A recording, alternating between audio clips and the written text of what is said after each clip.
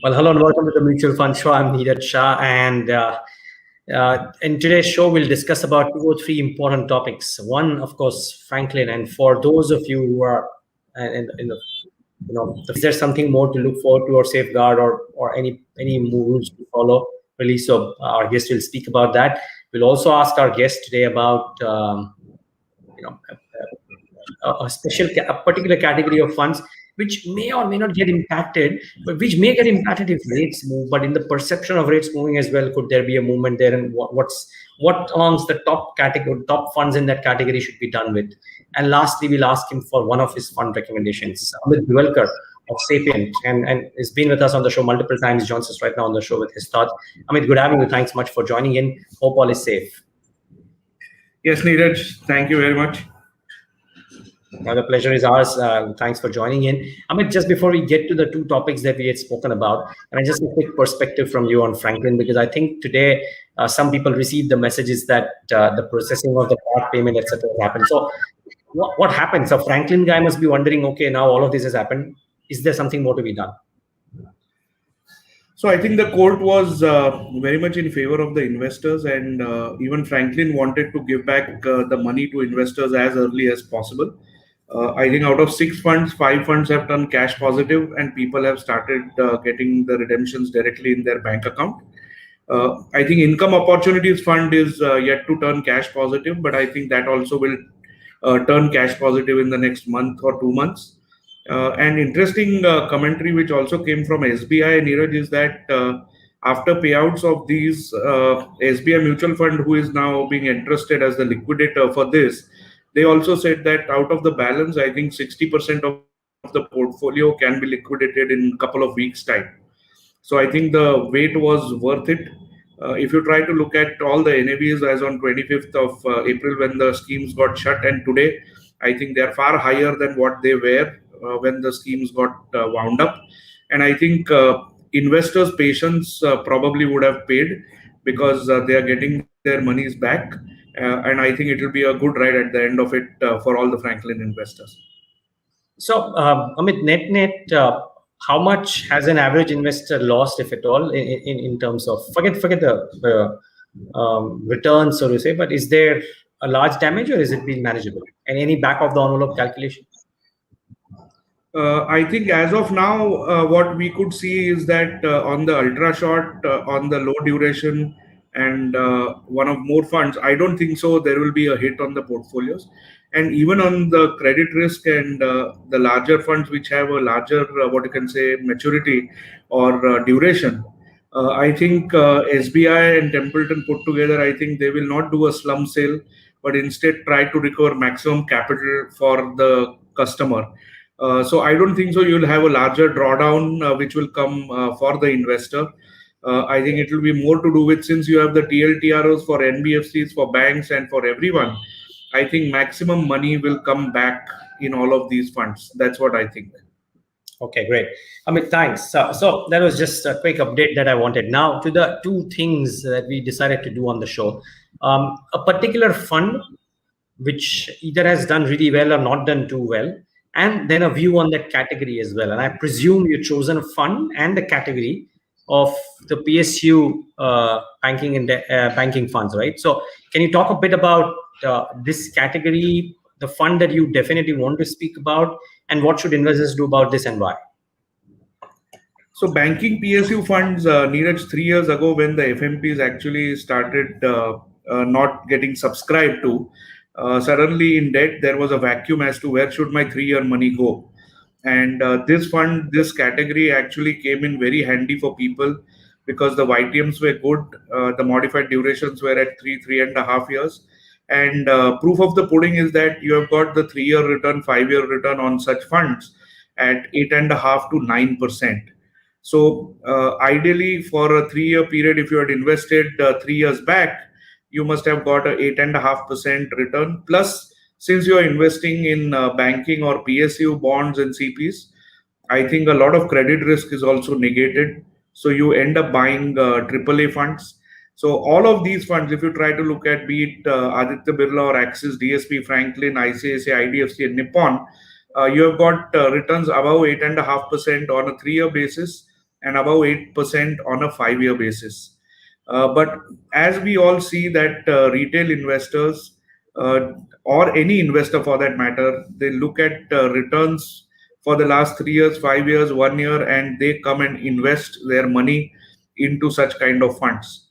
You have seen the 10-year and the 30-year gilts in the US actually going up 4 or 5% yesterday, and that's because you're getting inflation back. And how many dollars can you print at all?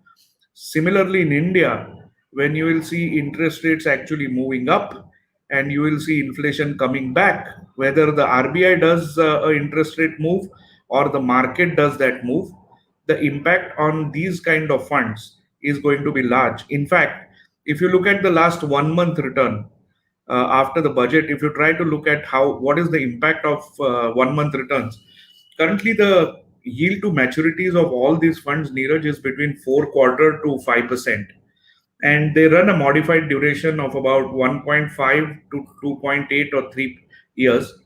Even if there is a movement of 0.5% or 50 basis, as they call, in such kind of interest rate scenario, you are going to probably lose 1.4% absolute as mark to market impact on these funds.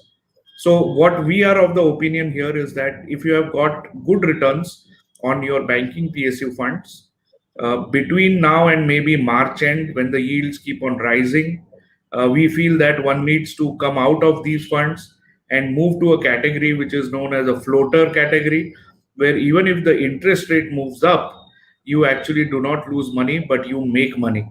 And I think losing money in debt is more criminal than losing money in equity.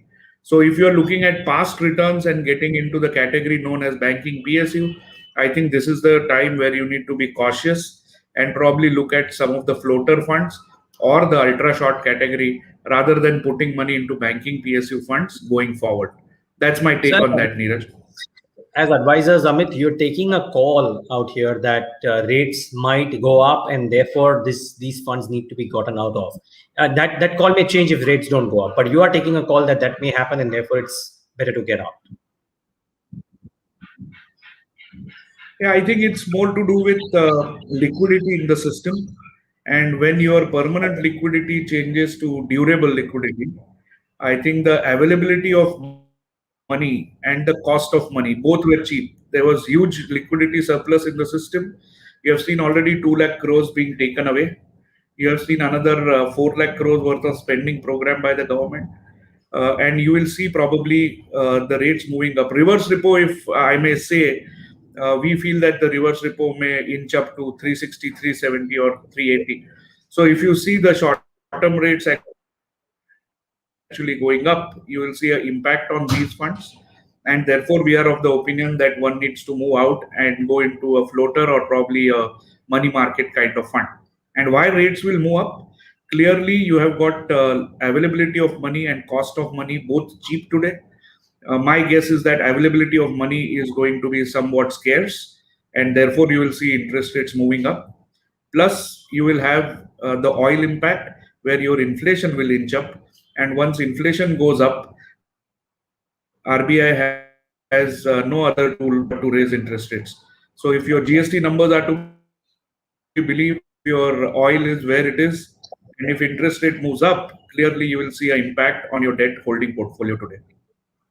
So viewers, this is the advice. If you are parked in those funds, switch out is what Amit is saying, to invest into floater and ultra short funds. So that's one advice. And any of those funds, usually we give talk about one particular fund. In this case, Amit has chosen to speak on a category, which is the category itself. So any fund in that category, the returns would largely be homogeneous. Get out of that category and get into floater or ultra short funds. That's part one of the conversation. Part two, then, Amit, usually something that we do every show, which is ask our guest about recommending one fund category which you might be recommending to your clients right now. Now, this is not bound to a specific age, so you can choose the age bracket, the kind of investor, what have you. You can lay it out and then tell us why are you recommending that fund. Okay, so interestingly, through March till now, March of 20, when the lockdown started till now, my kid has been glued to his mobile either for education or for gaming or for probably looking at YouTube videos. Even my mom is on the mobile looking at probably some of the YouTube classical music, or maybe she is probably playing solitaire or bridge with somebody in her group. What I'm hinting at is that there is a massive shift from content on the PC to the handhelds. If you are bored, you watch Netflix. If you want to go somewhere, you hire a Uber. If you want to check on your friends, you look at Facebook. If you want to order something for your household, you look at Amazon. And if you want to play games on the TV, then you have something like a Sony PlayStation or something else. All of that, what I'm trying to say is that we have to invest our money where consumers are either spending their time or spending their money.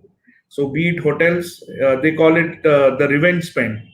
You must have seen that all the Goa hotels are full because once the lockdown is off, many people are actually going and staying out in Goa. If you look at Maldives, if you look at Dubai, where Indians are allowed, flights are full to the core. So when we are looking at investments, how can I benefit from investing in companies who are there rather than if I'm not traveling to those places? Then you have some fund which I have in mind, which is a global consumption fund. And this fund actually is from the fund house Invesco. And if you look at the Invesco Global Consumption Fund, then clearly you are investing in companies, A, either who are not available in India, not listed in India, so I cannot invest there. B, these are companies which are not available to Indian investors. The mobile advertising and gaming, if you try to look at the newspaper readership, Neeraj, in the US has fallen to 3%. And while the online newspaper have gone to 28%. If you try to look at all of this, then clearly this is a trend of consumers where they are spending maximum time and maximum money. Another important aspect, what we need to look at clearly is in the Indian context, everybody is saying that we are at a higher price to earning multiple, we are at a lifetime high. Whether earnings will come through or not next year, we don't know. This fund actually has a P which is 25% less than the Nifty. It gives you a diversification in terms of the currency as well as the country. It has a very low correlation with your Indian markets. And as the estimate suggests from Invesco, they are saying that they expect a 22% EPS growth into all the companies what they have. So they have a Facebook, they have a Netflix, they have a company who owns the brand of Hush Puppies.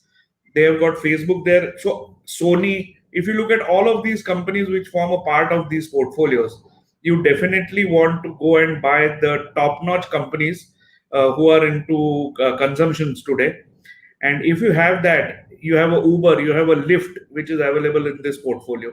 So if you can get such kind of companies that too at a 25% discount to the PE compared to Nifty, plus you have a different currency to buy into. So you can invest in rupees, but these companies are listed in the US and they supply to the entire world. So you are truly diversified in that sense. And I think consumption as a theme is here to stay. You are working from home, Neeraj, and suppose this becomes a trend, then you will be probably shifting to a place like Igatpuri or Manas resorts where you will work. So whether from urban to suburban, is that kind of a theme which is going to play in the next decade? I think all of these makes global consumption fund an ideal opportunity to get into. And that's why we have chosen the Invesco Global Consumption Fund, wherein we are advising our clients to allocate some of the monies into this fund, Neeraj. Any standard disclaimer, Amit? Any benefits that the fund house gives you for recommending this fund? Not at all. I think SEBI has been very fair, and no distributor actually gets any favors from any of the fund houses for recommendations. Yeah, just standard disclaimer, better to take it. That's it, nothing, Amit. But really appreciate you giving us these recommendations and about Franklin as well, which we asked you off the cuff. So thank you so much for all of that, Amit. And thank you for joining us today on the Mutual Fund Show. Thank you so much, Neeraj. The pleasure was ours. And viewers, I hope this benefits you in some small way. Thanks so much for tuning into the show today.